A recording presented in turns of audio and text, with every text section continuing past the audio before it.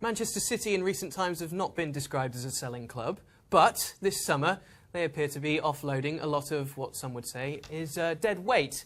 Already with players out on loan, it looks like Pep Guardiola is looking to further those deals into permanent ones to raise money for what he wants to rebuild Manchester City with. Already bringing in the goalkeeper Ederson, of course, already getting Bernardo Silva, but with more spending around the corner, he wants to get better. Is this the right policy for City to offload those players? Well, without question. And you understand the direction that Pep Guardiola is going with this. You understand the signings that he's making, and I'm sure will continue to make. And yes, you've got to make room in this squad. You've got to make significant room.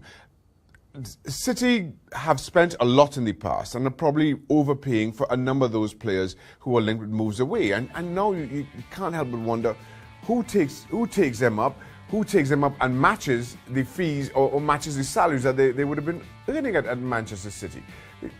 Nasri, Mangala, Boni, these are all fringe players at City, and if they are to improve on, all right, it was a top four finish, but a disappointing top four finish. If you do want to win the league, as quite clearly Manchester City do, and I think is Pep Guardiola's only remit at this point, you've got to bring in, but you've got to sell. And no real surprise to see those names that we just showed linked with moves away.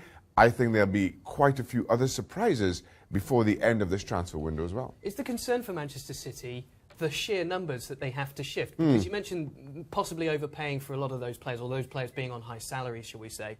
But in order to get those deals done, you've either got to have a fire sale, yes, or you've got to make accommodations. Those players themselves have got to make accommodations and be happy about moving on. If you're waiting to bring in players in order to, first of all, clear the wage bill, having that number of players is going to give you a problem. And that's a challenge for Manchester City. I don't think City, given their financial backing, need to wait to sell to buy. They just don't have that need.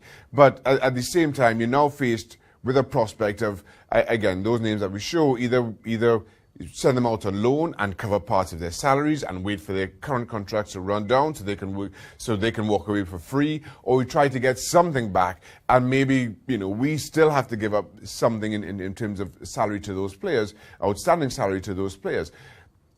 It's not an ideal situation. You're not going to get money back on those players. You're going to lose quite a lot of money. The decision just comes down to how much are you prepared to lose? How much are you going to lose?